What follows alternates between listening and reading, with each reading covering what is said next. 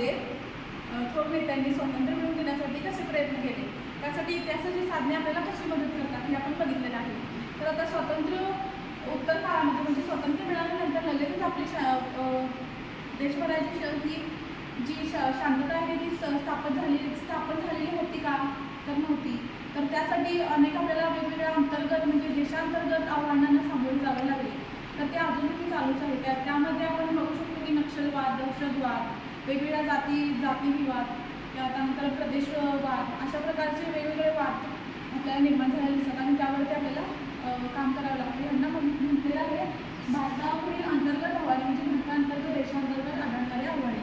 तर ह्याला सामोरे जाताना आपले वेगवेगळे कार्यकारी मंडळ, न्यायमंडळ, त्याच्यानंतर प्रशासन व्यवस्था ही कशी काम करत असेल, ते निर्णय कसे घेत असतील याबद्दल आपण माहिती बघणार आहोत. आणि त्यासाठी राष्ट्रामध्ये विविधतेतून एकता म्हणजे आपल्यामध्ये सर्व जाती धर्माचे लोक राहतात, तर ते सर्व एकत्र कसे राहतील यासाठी ते कसे प्रयत्न करतात हे आपण या पाठांमध्ये बघणार आहोत. तर त्यापूर्वी मी तुमचा एक टास्क घेणार आहे. तर त्यासाठी तुम्ही उत्सुक आहात का? हो मॅडम. जसे आपण अंतर्गत शांतता म्हणजे अंतर्गत आव्हाने जे आहेत, तर अंतर्गत शांतता स्थापित करण्यासाठी विविध जाती, धर्म, भाषा यांना धक्का न लावता तर ते ध्येय आपण त्या ध्येयाकडे आपण वाटचाल करतो आणि ते ध्येय प्रस्थापित करतो. त्याचप्रमाणे आपल्याला तो टास्क करायचा आहे. त्यातून आपल्याला हे शिकायचं आहे. ठीक आहे.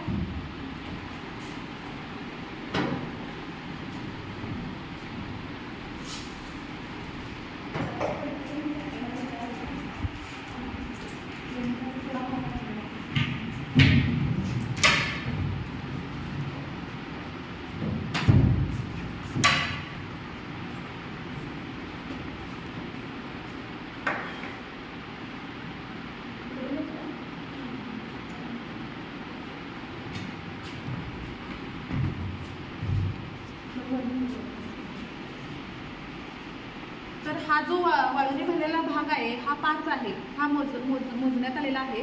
तर हा 5 आहे आणि हा जो भाग आहे हा 3 आहे. आणि तुम्हाला काय करायचं आहे, हे 5 अधिक 3 किती झाले बरे? 8 झालेला आहे. तर तुम्हाला ह्याची फोड ह्या ग्लासमध्ये 4 व ह्या ग्लासमध्ये 4 असं करायचं आहे. तर तुम्ही ती कशी करणार? ह्या ग्लासचा वापर केला तरी चालतं, पण ह्यामध्ये 4 असायला पाहिजे आणि ह्यामध्ये 4 असायला पाहिजे. पण ह्या ग्लासचा वापर करूनच करायचा आहे.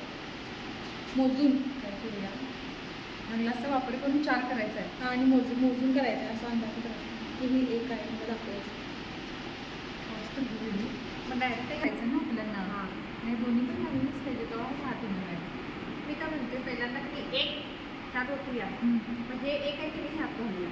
इथे 4 इथे 4, मग 2 आहेत ते ह्यात एकदम होतूया. हां असं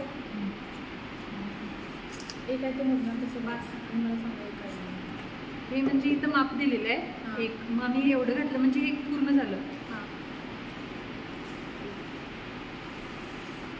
आता हे पूर्ण घातलं आणि हे एकूण होतं 5, त्याने ह्याच्यात घातलं. इथं 5चे माप दिले ते 5 पर्यंत हे भरले आणि हे जे माप होतं 3, मग आता ह्याचा वापर करून आम्ही ह्याच्यात घालणार म्हणजे दोन्ही मिळून होणार 8. 4 आणि 4. ह्या ग्लासमध्ये 4 आणि ह्या ग्लासमध्ये 4 असं करायचं आहे आपल्याला. मग ह्यातलं थोडं हे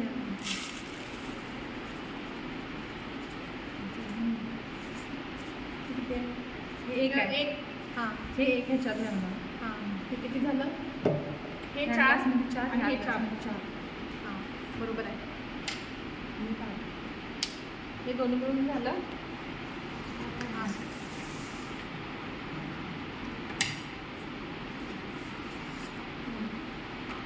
बरोबर आहे.